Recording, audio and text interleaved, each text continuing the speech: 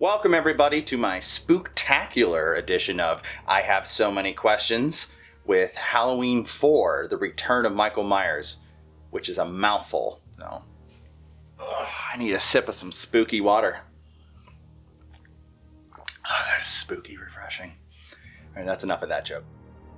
Halloween, an indie film that somehow turned into a 40-year-old 11-film franchise. The first film was a surprise hit, and the studio wanted more.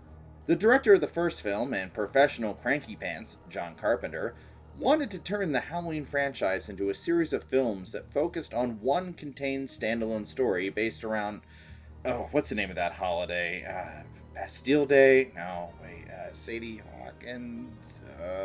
Halloween. We eventually got that with the third film, which was met with this response. Light your torches and go! But before old Johnny Carpets could get his standalone film, he had to finish up the first film with a sequel that was already, finished. So with as much beer as he could ingest, look it up, John wrote a sequel to Halloween that ended with Dr. Loomis blowing up Michael and himself. 2 closed casket funerals. Michael no more. Moving on. Wait, what's that? We need him to come back. I'm not sure how that's going to make any sense. It's going to be convoluted, full of holes, and utter confusion. It's going to create a lot of questions for the audience. In fact, so many questions.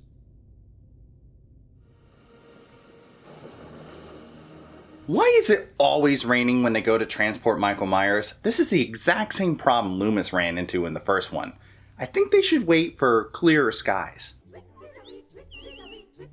I shot him 6 times. Mustafa Akkad, why do they linger on your name so long in the opening of this movie? Is it to give you a big old Cinneboner, or is it just to pad the runtime? Maybe don't transport him at 3 in the morning on the rainiest day of the year.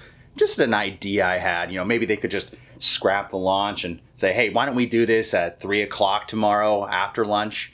It's a late lunch. I'm sorry if it ruins your dinner plans, but you'll get over it.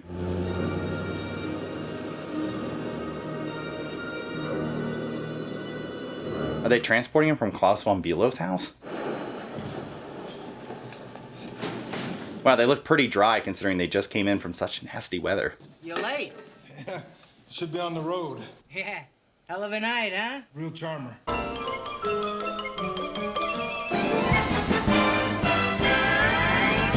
What the hell is with this guy? Was it between this job or leering at women at the laundromat? Yeah, first time here, huh? Wait, is this the first time they supposedly have ever done this? Come to think of it, why are they doing this at all? Technically, I know we are not supposed to know yet who they're transporting, but judging by the fact that the movie's called Halloween 4, I don't think it's going to be Edward Nygma. I'm Batman. Jesus.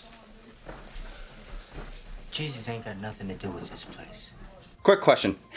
Is anybody directing this guy? I mean, don't get me wrong, he is fantastic. But I just feel like he just showed up on set and like that guy that insists on being his own lawyer, he just shooed the director away and said, no, I got this.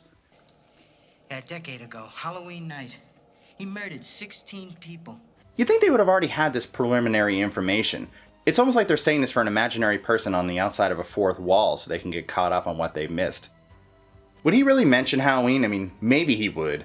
But I feel like that's one of the only holidays that you would mention that a massacre happened on.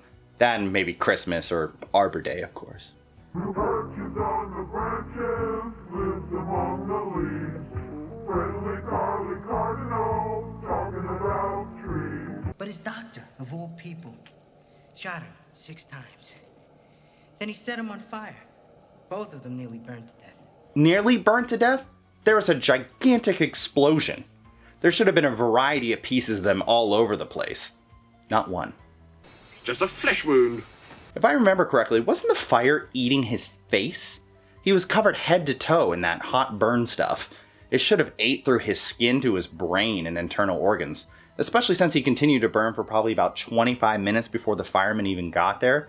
If you believe that Michael has superpowers, fine. But how did Loomis survive? It looked like if the fire didn't get him by this point, in the past 10 years, red meat and scotch would have.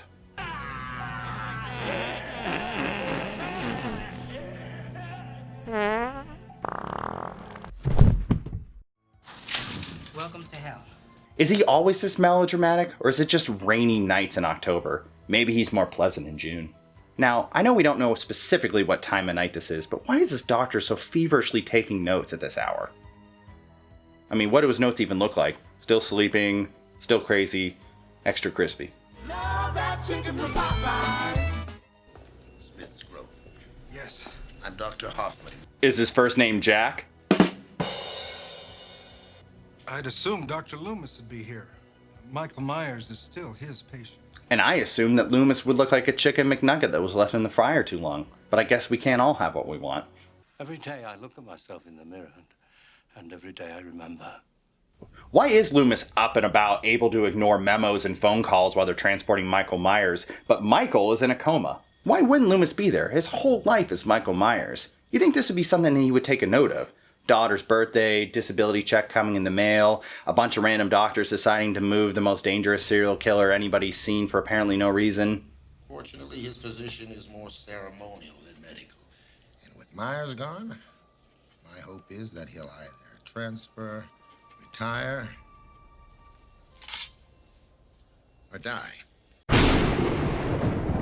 That's real peachy, Doc. Is this just what proper etiquette is for doctors between each other in the 1980s? I mean, I know that you don't like him that much, but he seems like he's been a ghost, never bothering you all that much. Is it really that classy to wish death upon the poor bastard? Isn't there some way to move him without getting him soaking wet? The guy is just a human sponge at this point. His groin and armpits are just a moisture factory. Ride carefully.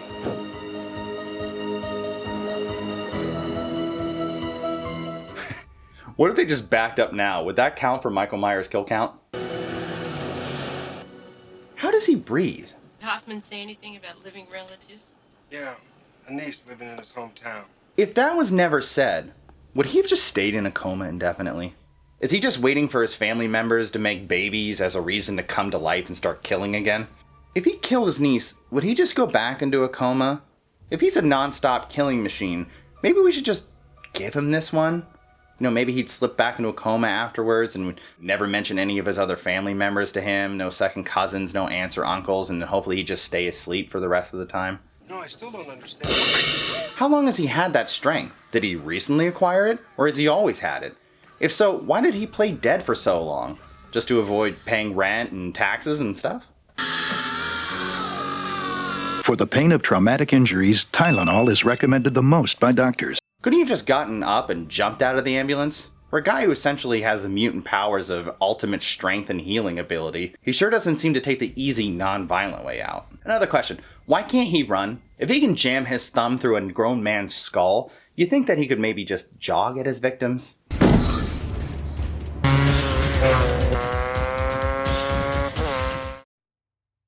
The writers of this film are caught between a rock and a hard place. Michael was not only dead, he was toasty soup.